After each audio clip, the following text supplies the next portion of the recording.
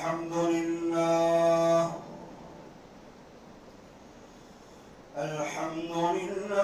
الذي هدانا للإسلام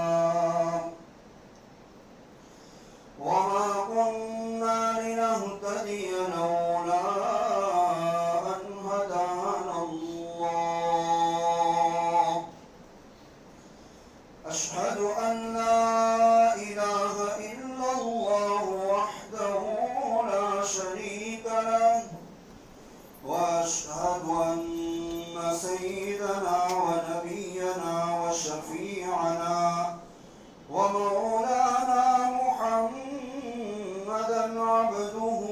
ورسوله صلى الله تعالى عليه وعلى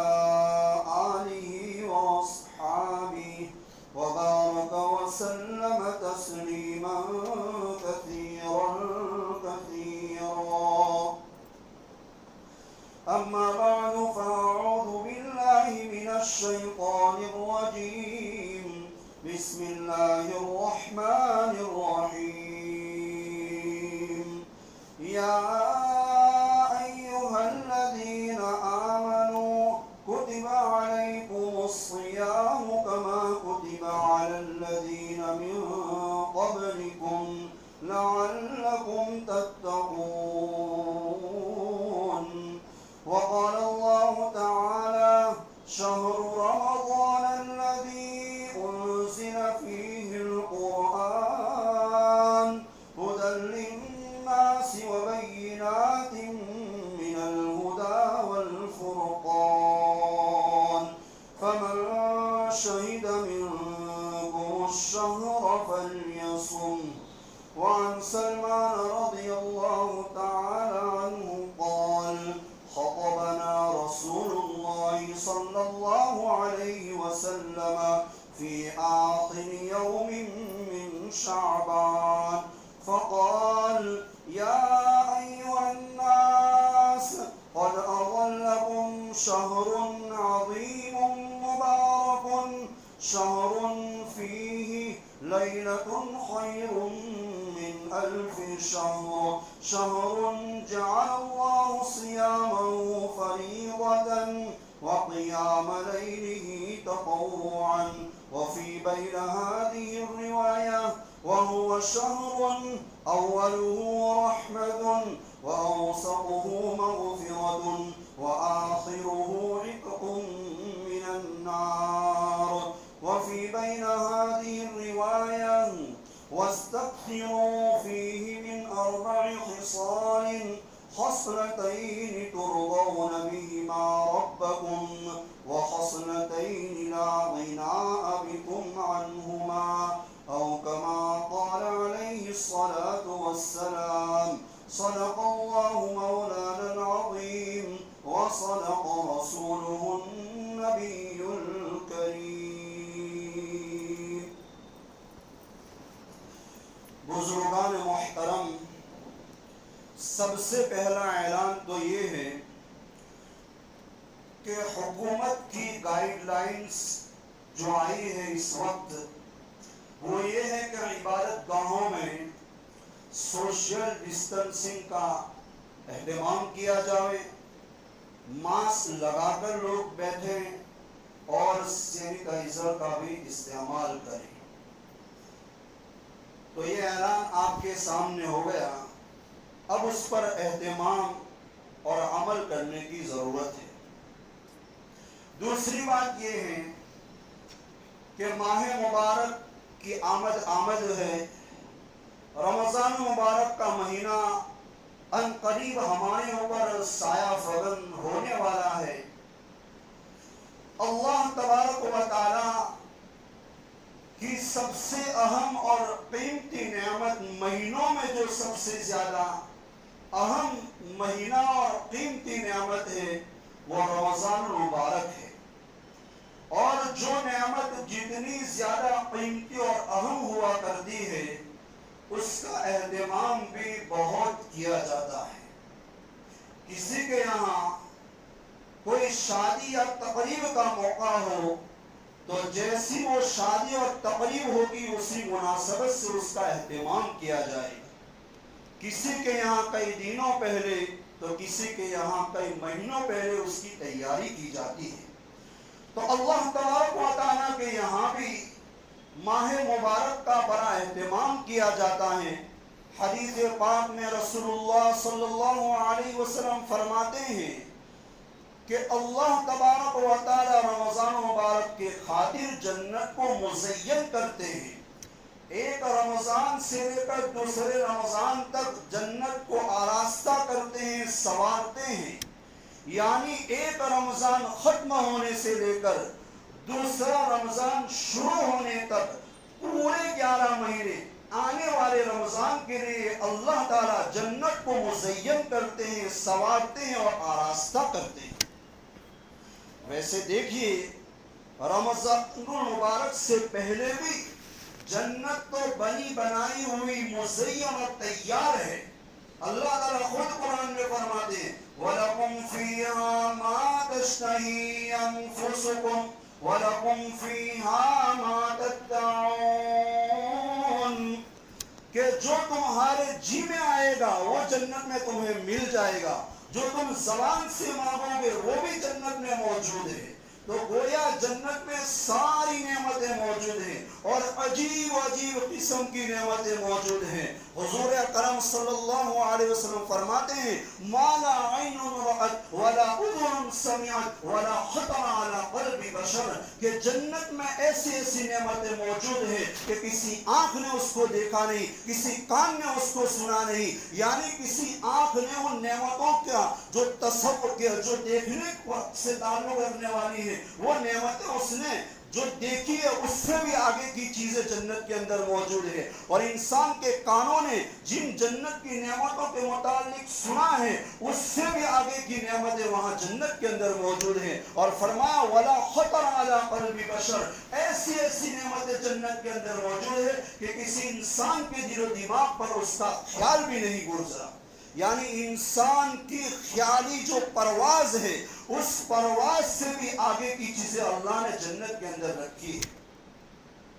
تو آپ اندازہ لگائیے کہ جنت تو پہلے سے بنائی ہوئی ہے، تیار ہے، مزین ہے، آراستہ ہے. اس کے باوجود بھی اللہ تعالیٰ ماہ مبارک کے خاطر جنت کو مزین کرتے ہیں، آراستہ کرتے ہیں. کیوں؟ اس لیے کہ میرے بندے اس ماہ مبارک کے اندر ساری دنیا سے کٹ کر میری طرف متوجہ ہو جائے. ماہ مبارک جیسے ہی شروع ہوتا ہے جہنم کے دروازے بند کر دیے جاتے ہیں، جنت کے سارے دروازے کھول دیے جاتے ہیں. اور وہ سارے اسباب جو بندے کی عبادت میں رکاوٹ بن سکتے ہیں ان سارے اسباب کو اللہ تعالیٰ اس ماہ مبارک میں بند کر دیتے ہیں. شیطان عبادت میں رکاوٹ بن سکتا تھا تو سارے سرکش شیاطین کو اللہ تعالیٰ ماہ مبارک کے اندر قید کرتے ہیں. شیطان کیا کرتا ہے؟ حدیث پاک میں آتا ہے ان الشیطان یجری من الانسان مجرى الدم کہ شیطان انسان کے جسم میں اس طرح دوڑتا ہے جس طرح خون رگوں میں دوڑتا ہے. یعنی انسان کے جسم میں پیوست ہو کر شیطان اپنے اثرات ڈالتا ہے، وساوس ڈالتا ہے، جس سے انسان گناہوں کے اوپر اپنے آپ کو گناہوں میں مبتلا کرتا ہے. تو حدیث پاک میں آپ نے فرمایا کہ جیسے ہی رمضان کا مہینہ شروع ہوتا ہے اللہ سرکش شیاطین کے پاؤں میں بیڑیاں ڈال کر ان کو قید کر دیتے ہیں. انسان کی عبادت میں رکاوٹ بننے والا دوسرا دشمن ہے نفس. تو نفس کے لیے بھی اللہ تعالیٰ نے ماہ مبارک میں روزوں کو اور تراویح کو مقرر کر دیا کہ جب آدمی روزہ رکھے گا دن میں تو بھوکا اور پیاسا رہے گا تو نفس قابو میں رہے گا. رات میں عشاء کے بعد اپنی نیند کو قربان کر کے تراویح پڑھے گا تو اس بیداری کے نتیجے میں نفس قابو میں رہے گا. آپ نے دیکھا ہوگا کہ شکاری جانور کو جب تیار کرتا ہے اس کو سدھاتا ہے تو اس کے لیے دو چیزیں استعمال کرتا ہے. سرکش میں آپ نے دیکھا ہوگا کہ باقاعدہ درندوں سے کھیل کرایا جاتا ہے، تو کھیل کرانے سے پہلے ان کو ٹریننگ دی جاتی ہے، اور ٹرین کرنے کے لیے دو چیزیں استعمال کی جاتی ہے۔ ایک تو یہ کہ ان کو بھوکا رکھا جاتا ہے، پیاسا رکھا جاتا ہے، اور دوسرا یہ کہ ان کو بیدار رکھا جاتا ہے۔ تو بھوک اور پیاس اور بیداری کے نتیجے میں وہ درندے ان کے قابو میں رہتے ہیں۔ اگر ان کو کھلا دیا جائے، ان کو آرام مل جائے، نیند مل جائے، تو وہ قابو میں نہیں آ سکتے۔ اسی طرح اللہ تبارک و تعالی اس ماہ مبارک میں روزوں اور تراویح کو مقرر فرما کر ہمارے نفس کو اپنے قابو میں رکھنا چاہتے ہیں کہ میرے بندے اس ماہ مبارک کے اندر میری خوب عبادت کریں، مجھ سے اپنا تعلق قائم کریں، اور جن کا تعلق کمزور ہو چکا ہے، جن کا تعلق اللہ سے کمزور ہو چکا ہے، وہ اپنا تعلق اللہ سے مضبوط کر لیں۔ یہ ایک بات ہو گئی۔ دوسری بات،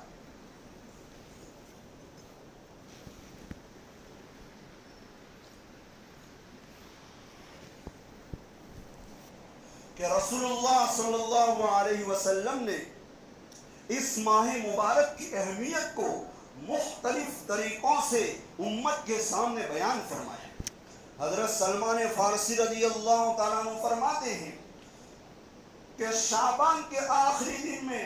رسول اللہ صلی اللہ علیہ وسلم نے ہمیں ایک وعظ اور نصیحت فرمائی، ایک خطبہ ارشاد فرمایا یا ایھا الناس قد اضلکم شہر عظیم مبارک، کہ لوگو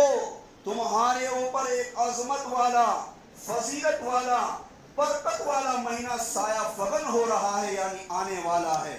شہر فیہ لیلۃ خیر من الف شہر، اس ماہ مبارک میں ایک ایسی رات آنے والی ہے جو 1000 مہینوں سے بہتر ہے، یعنی شب قدر۔ شہر جعل اللہ صیامہ فریضۃ وقیام لیلہ تطوعا، کہ اس ماہ مبارک کے روزوں کو اللہ نے فرض فرمایا ہے، اور اس کے رات کے قیام یعنی تراویح کو سنت قرار دیا ہے۔ من تقرب فیہ بخصلۃ کان کمن ادی فریضۃ فیما سوا، اس ماہ مبارک میں کوئی نفل عبادت کرے گا تو اللہ تعالیٰ اس کو فرض کے برابر ثواب عطا فرمائیں گے۔ ومن تقرب فیہ فریضۃ کان کمن ادی فریضۃ 70 فریضۃ فیما سوا، جو بندہ اس ماہ مبارک میں ایک فرض ادا کرے گا اللہ اس کو 70 یعنی 70 فرائض ادا کرنے کے برابر ثواب عطا فرمائیں گے۔ اور آگے فرمایا آپ نے کہ جو بندہ اس ماہ مبارک میں کسی روزے دار کو افطار کرائے گا تو اس کا ثواب یہ ہے کہ اللہ اس کے سارے گناہوں کو معاف کر دیں گے اور اس کو جہنم سے خلاصی اور چھٹکارا عطا فرمائیں گے۔ اسی روایت میں چل کر آگے آپ نے فرمایا یہ ایسا مہینہ ہے کہ وَهُوَ شَهْرٌ أَوَّلُهُ رَحْمَةٌ وَأَوْسَطُهُ مَغْفِرَةٌ وَآخِرُهُ عِتْقٌ مِّنَ النَّارِ، کہ اس کا ابتدائی حصہ رحمت کا ہے، یعنی جب اللہ کی رحمت شامل حال ہوگی تو بندے عبادت کریں گے، روزے رکھیں گے، تراویح پڑھیں گے، دیگر عبادتیں کریں گے، تو اس ان عبادتوں کے نتیجے میں اللہ تعالیٰ ان کی مغفرت فرما دیں گے۔ اس لیے فرمایا وَأَوْسَطُهُ مَغْفِرَةٌ، کہ اس کا درمیانی حصہ مغفرت ہے، اور جب بندے کی مغفرت ہو جائے گی تو پھر جہنم سے خلاصی اور چھٹکارا تو ہو ہی جائے گا۔ اس لیے فرمایا وَآخِرُهُ عِتْقٌ مِّنَ النَّارِ، کہ اس کا آخری عشرہ یہ جہنم سے خلاصی کا عشرہ ہے۔ اسی طرح آپ نے اس حدیث کے اندر فرمایا کہ وَاسْتَغْفِرُوا فِيهِ مِنْ 4 خِصَالٍ، کہ اے میرے امتی، اے میرے بندو، اللہ تعالیٰ حضور فرماتے اے میرے امتیو تم اس ماہ مبارک کے اندر 4 چیزوں کی کثرت رکھا کرو۔ خصلتین ترضون بہما ربکم، 2 چیزیں ایسی ہیں جس سے تمہارا رب راضی ہو جائے گا، اور وخصلتین لا غنی بکم عنہما، 2 چیزیں ایسی ہیں جس سے تمہیں چارائے کار نہیں یعنی چھٹکارا نہیں، اس کو مانگنا ہی پڑے گا۔ تو وہ 4 چیزیں کیا ہیں؟ فرمایا فشہادت اللہ الہ الا اللہ، کثرت سے کلمہ طیبہ پڑھتے رہا کرو، وتستغفرون، اور دوسری چیز ہے کثرت سے توبہ اور استغفار کرتے رہا کرو اس ماہ مبارک میں، اور تیسری چیز فرمائی وتسألون اللہ الجنہ، اللہ تعالیٰ سے جنت کا سوال کرو، وتعوذون بہ من النار، اور جہنم سے پناہ مانگو۔ اس کی پوری تسبیح اس طرح ہے کہ لا الہ الا اللہ، استغفر اللہ، اسأل اللہ الجنہ، واعوذ باللہ من النار، کہ اللہ تیرے سوا کوئی معبود نہیں، میں اپنے گناہوں کی مغفرت تجھ سے طلب کرتا ہوں، اور جہنم اور جنت کی طلب کرتا ہوں، جنت کا تجھ سے سوال کرتا ہوں، اور جہنم سے پناہ مانگتا ہوں۔ اس تسبیح کی کثرت کرو ماہ مبارک کے اندر۔ تو میرے بھائیو، یہ خطبہ ارشاد فرمانے کے بعد آپ صلی اللہ علیہ وسلم یہ چاہتے ہیں کہ میری امت کے دل و دماغ کے اندر اس ماہ مبارک کی قدر آ جاوے، ان کو وصول کرنے والے بن جاوے، اس کے ایک ایک سیکنڈ اور ایک ایک منٹ کو ضائع نہ کریں۔ تیسری بات یہ ہے کہ دیکھو اللہ تبارک و تعالیٰ نے اس کائنات کو اور اس دنیا کو جب پیدا فرمایا اور اس کے بعد انسان اور جنات کو دنیا کے اندر بھیجا اور پیدا فرمایا، تو اس کا مقصد کیا ہے؟ وَمَا خَلَقْتُ الْجِنَّ وَالْإِنسَ إِلَّا لِيَعْبُدُونَ، کہ اس اللہ تبارک و تعالیٰ کے دنیا میں انسان اور جنات کو بھیجنے کا مقصد یہ ہے کہ بندے اللہ تعالیٰ کی عبادت کریں، اس کی معرفت حاصل کریں۔ لیکن انسان کے ساتھ دنیاوی ضروریات بھی لگی ہوئی ہے، انسانی ضروریات بھی لگی ہوئی ہے، تو اللہ تعالیٰ نے اس کی اجازت دی کہ تم اپنی دنیاوی ضروریات اور انسانی ضروریات کو بھی پورا کرو۔ لیکن آج ہم ماحول دیکھ رہے ہیں کہ جس مقصد کے لیے اللہ نے ہمیں پیدا کیا اس مقصد کو ہم نے پیچھے چھوڑ دیا، اور جس کی اجازت دی ہے اس کو ہم نے مقدم کر دیا، تو اس کے نتیجے میں دنیا کی محبت اتنی غالب آ گئی کہ ہم ہر وقت 24 گھنٹے دنیا ہی کے بارے میں سوچتے ہیں، آخرت کے بارے میں، جس مقصد کے لیے اللہ نے ہمیں پیدا کیا اس کے بارے میں ہم نہیں سوچتے۔ آپ چاہیں دنیا کے اندر کاروبار کر رہے ہیں، بزنس اور بیپار کر رہے ہیں، اور دکان چلا رہے ہیں، ملازمت کر رہے ہیں، اور وہ سارے کام شرعی حدود میں رہ کر، شریعت کے دائرے میں رہ کر کر رہے ہیں، اس کے باوجود بھی لوگوں سے اختلاط کی وجہ سے، لوگوں سے ملنے جلنے کی وجہ سے دل کے اندر کچھ نہ کچھ غفلت آ جاتی ہے، غفلت کے پردے پڑ جاتے ہیں، میل آ جاتا ہے، قدرت آ جاتی ہے، زنگ لگ جاتا ہے، اس کو ہمیں دور کرنے کی ضرورت ہے۔ تو اس دور کرنے کے لیے، اس غفلت کو دور کرنے کے لیے، غفلت کے پردوں کو ہٹانے کے لیے، زنگ کو صاف کرنے کے لیے اللہ نے ہمیں یہ ماہ مبارک دیا ہے۔ اس کو میں آپ کو ایک مثال سے سمجھاؤں۔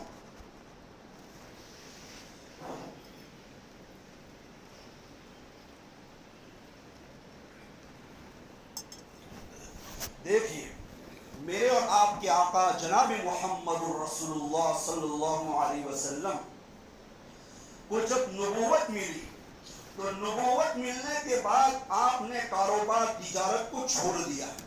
صرف دین کا کام کرتے تھے، لوگوں کو ایک اللہ کی طرف بلاتے تھے، اور لوگوں کی اصلاح کی فکر کرتے تھے، لوگوں کو ایک اللہ کی دعوت دیتے تھے۔ آپ کا کام یہی تھا، پورے 24 گھنٹے میں اکثر وقت آپ کا یہی کام تھا۔ اس کے باوجود قرآن پاک میں اللہ فرماتے ہیں یا ایھا المزمل قم اللیل الا قلیلا نصفہ او انقص منہ قلیلا، کہ کملی والے نبی رات کو اٹھیے، رات کے اکثر حصے میں یا نصف حصے میں یا کچھ کم حصے میں آپ اللہ کی اس طرح عبادت کیجئے کہ بس آپ ہو اور آپ کا رب ہو۔ اسی طرح ایک جگہ فرمایا فَإِذَا فَرَغْتَ فَانْصَبْ وَإِلَىٰ رَبِّكَ فَارْغَب، کہ نبی جی جب آپ اپنی دینی، دعوتی، تبلیغی مشغولیتوں سے جب فارغ ہو جائیں تو اپنے آپ کو ایک اللہ کی عبادت میں اپنے آپ کو لگائیے، تھکائیے، اپنے رب کی طرف دل کی توجہ کے ساتھ عبادت کیجیے۔ تو دیکھیے، آپ صلی اللہ علیہ وسلم دین میں جو کام کرتے تھے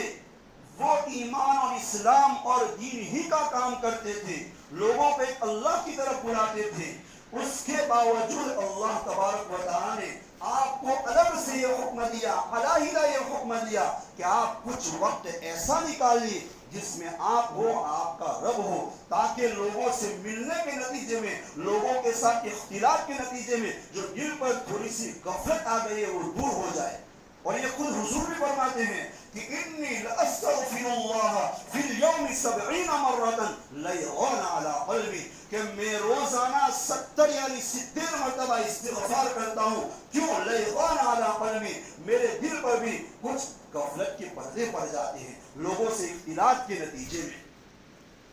دوسری مثال، حضرت فقیر امت مفتی محمود الحسن گنگوئی رحمۃ اللہ علیہ فرماتے ہیں کہ حضرت جی مولانا الیاس صاحب رحمۃ اللہ علیہ اکثر فرمایا کرتے تھے کہ جب بھی کسی جگہ اجتماع میں جانے کا موقع ہوتا ہے اور اجتماع سے جب واپسی آتی ہے تو میں واپسی میں یا تو خانقاہ رائے پور میں جا کر اعتکاف کرتا ہوں، اور اگر اس کا موقع نہیں ہوتا ہے تو میں نظام الدین بنگلے والی مسجد میں رہ کر 3 دن کا اعتکاف کرتا ہوں۔ اور وجہ بیان فرماتے تھے کہ جب وہاں میں جاتا ہوں لوگوں سے اختلاط ہوتا ہے، لوگوں سے ملنا جلنا ہوتا ہے، اس کے نتیجے میں میرے دل پر کچھ میل آ جاتا ہے، کچھ غفلت کے پردے پڑ جاتے ہیں، اس کو دور کرنے کے لیے میں یکسوئی کے ساتھ اللہ کی عبادت کرتا ہوں۔ تو آپ دیکھیے مولانا الیاس صاحب رحمۃ اللہ علیہ اجتماع میں جاتے تھے تو کوئی دکان لگانے جاتے تھے نہیں میرے بھائیوں، بلکہ لوگوں کو دین کی بات پہنچانے جاتے تھے، لوگوں کی اصلاح کے لیے جاتے تھے، لوگوں کی رہنمائی کے لیے جاتے۔ اس کے باوجود بھی واپسی میں آ کر یا تو خانقاہ رائے پور میں جاتے یا پھر اپنی مسجد میں رہ کر اعتکاف کرتے تھے۔ کیوں؟ کہ دل پر جو لوگوں سے ملنے کی وجہ سے غفلت چھا رہی ہے، اس غفلت کو دور کرنے کے لیے۔ تو یہ ماہ مبارک میرے بھائیوں اللہ تعالیٰ نے ہمیں اس لیے دیا ہے کہ ہم اپنے دنیاوی کام کو آگے پیچھے کر کے کچھ کم کر کے زیادہ سے زیادہ وقت اپنی اللہ کی عبادت میں لگائیں، روزے اور تراویح کے ساتھ ساتھ ذکر و تلاوت کا، نفلی عبادتوں کا اہتمام کریں، اور خصوصاً اپنا وقت مسجد کے اندر گزاریں تاکہ وہاں آپ کو یکسوئی نصیب ہوگی، اور اللہ تعالیٰ سے ہمارا جو رشتہ کمزور ہو چکا ہے یا ختم ہو چکا ہے وہ رشتہ قائم ہو جائے، مضبوط ہو جائے، اور پھر 11 مہینے وہ اثر ہمارا باقی رہے۔ اس لیے اللہ نے ہمیں یہ ماہ مبارک دیا ہے، اس کا اہتمام کرو گے بھائی؟ اسی کے ساتھ ساتھ اللہ تعالیٰ نے اس ماہ مبارک میں ہمارے اوپر روزے فرض کیے۔ جب روزے فرض کیے تو اس کا مقصد بھی بیان کیا، کیا؟ لعلکم تتقون، کہ ایمان والے تم روزے رکھو تاکہ تمہارے اندر تقوی آ جائے، پرہیزگاری آ جائے۔ حضرت اقدس تھانوی رحمۃ اللہ علیہ فرماتے ہیں کہ روزہ یہ تقوی کا ابتدائی کورس اور نصاب ہے۔ مطلب کیا؟ کہ جب بندہ اللہ تعالیٰ کی وہ حلال کردہ چیزیں جس کو اللہ تعالیٰ نے حلال کر رکھی ہے اس کو متعینہ وقت کے لیے چھوڑ دیتا ہے، کھانا پینا اور شہوت کو، تو اس مشق کے ذریعے، اس پریکٹس کے ذریعے اللہ یہ چاہتے ہیں کہ میرے بندے وہ میری تمام چیزیں جس کو میں نے ہمیشہ کے لیے حرام قرار دی ہیں ان سے بھی بچنے والے بن جائیں۔ مثال کے طور پر ایک بندہ رمضان کا مہینہ ہے، روزہ رکھے ہوئے ہیں، گرمی کا موسم ہے، دوپہر کا وقت ہے، پیاس لگی ہوئی ہے، کمرے میں بند ہے اور کمرے میں فریج بھی موجود ہے، ٹھنڈا پانی بھی اس میں موجود ہے، اس کے باوجود بھی کوئی دیکھنے والا نہیں، وہ پانی نہیں پیتا۔ وہ کیا سوچتا ہے؟ میرے اللہ نے منع کیا ہے، میرا اللہ مجھے دیکھ رہا ہے، اس لیے میں نہیں پیوں گا۔ بس یہی جذبہ اور یہی کیفیت ہماری پوری زندگی میں آ جائے کہ میرے اللہ نے جھوٹ کو حرام کیا ہے، غیبت کو حرام کیا ہے، رشوت کو حرام کیا ہے، بددیانتی اور فحش کو حرام کیا ہے، تو میں اس سے بھی بچ جاؤں۔ یہ اللہ تعالیٰ کا مقصد ہے کہ روزے رکھ کر جب یہ کیفیت جو پیدا ہو گئی ہے وہ اپنی پوری زندگی میں نہ آئے۔ ایک واقعہ سنا دیتا ہوں، لمبا ہے، مختصر کر کے۔ قدرت اللہ شہاب نامی ایک شخص گزرے ہیں،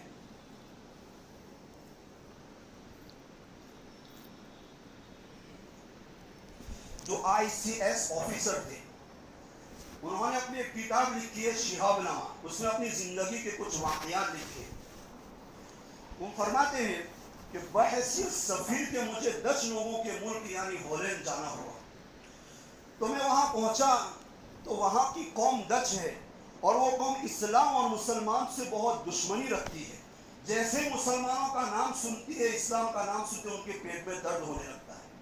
تو وہاں پہنچے تو کہتے ہیں کہ ایک مرتبہ میں وہاں جب مقیم تھا اور رہ رہا تھا، اس وقت وہاں ایک باغ کے اندر تفریح کے لیے گئے، تو وہاں دیکھا کہ ایک ڈچ شخص ہے جو جبہ اور ٹوپی پہنے ہوئے ہے اور قرآن کریم کی تلاوت کر رہا ہے، اور سورۃ الرحمن کی تلاوت کر رہا ہے۔ تو کہتے ہیں میں اس کے پاس پہنچا، میں نے اس سے سلام کیا، نام پوچھا تو اس نے کہا میرا نام عبد الرحمن ہے، میں نو مسلم ہوں۔ تو اس سے پوچھا کہ آپ کی اسلام لانے کا واقعہ کیا ہے، آپ ذرا بتا دیجیے۔ تو وہ کہنے لگا کہ میں جہاز یعنی استنبر میں کام کر رہا تھا، ہمارا استنبر اور جہاز کراچی کی بندرگاہ پر پہنچا، سخت گرمی تھی اور ہمارا مال حمال یعنی مزدور لوگ وہاں بندرگاہ پر اتار رہے تھے، رکھ رہے تھے۔ تو اس وقت جو مزدور تھے وہ پسینے میں شرابور تھے، تو ہم نے انہیں پانی پیش کیا تو انہوں نے منع کر دیا کہ ہمارا روزہ ہے۔ اس میں ایک مزدور تھا جو بہت برہا تھا، مجھے اس پر بڑا رحم آیا، ترس آیا، تو میں نے اس کا ہاتھ پکڑا اور اس کو لے کر اپنی کیبن میں لے گیا، کیبن کا دروازہ بند کر دیا، فریج میں سے ایک جوس کی بوتل نکالی اور اس کے سامنے رکھی اور کہا کہ اس کو پی لیجیے، مجھے آپ پر بہت ترس آ رہا ہے۔ تو اس نے اس بوتل کی طرف سے اپنا منہ پھرا لیا، واپس اس ڈچ شخص نے اس پر اصرار کیا کہ آپ پی لیجیے، مجھے آپ پر بڑا ترس آ رہا ہے، آپ کی جان بچ جائے گی۔ تو اس نے منع کیا۔ وہ ڈچ کہتا ہے کہ میں نے اس کے سامنے ہاتھ جوڑ کر کہا کہ بھائی آپ پی لیجیے، برے میاں آپ پی لیجیے، آپ کی اوپر مجھے بڑا ترس آ رہا ہے، بڑا رحم آ رہا ہے۔ تو اس نے کہا میرا روزہ ہے، ہم روزے میں پانی اور جوس نہیں پی سکتے۔ تو وہ کہتا ہے مجھے بڑا تعجب ہوا اور میں سوچنے لگا کہ کوئی اور قدرت ہے، کوئی اور طاقت ہے جو اس بندے کو اس پینے سے روک رہی ہے۔ تو میں سمجھ گیا کہ اس کائنات کا چلانے والا کوئی ایک اللہ ہے جو اس کائنات کو چلا رہا ہے، اس کا خوف اس کے دل میں ہے، اس وجہ سے وہ اس پانی اور جوس کے پینے سے رک رہا ہے۔ اس کے بعد میں نے اسلام قبول کیا اور پھر میں نے اسلام کے بارے میں سیکھا اور آج میں قرآن پڑھ رہا ہوں۔ تو میرے بھائیوں، میرے عرض کرنے کا منشا یہ ہے کہ کیسا بھی گیا گزرا مسلمان کیوں نہ ہو، جب سچے دل سے نیت کر لے گا روزے کی اور روزہ رکھ لے گا تو پھر وہ پانی پینے کے بارے میں سوچے گا بھی نہیں۔